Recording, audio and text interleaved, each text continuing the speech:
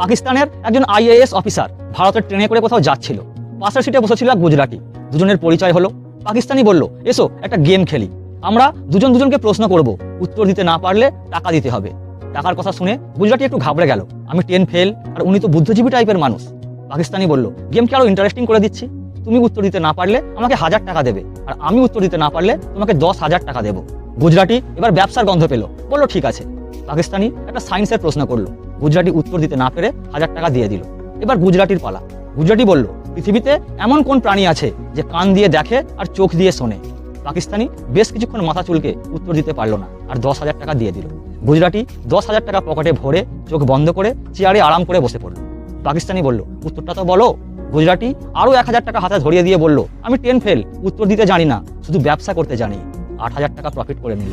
শুধুমাত্র শিক্ষাটাই যথেষ্ট নয়, শিক্ষার সাথে উপস্থিত বুদ্ধি না থাকলে পদে পদে ঠকতে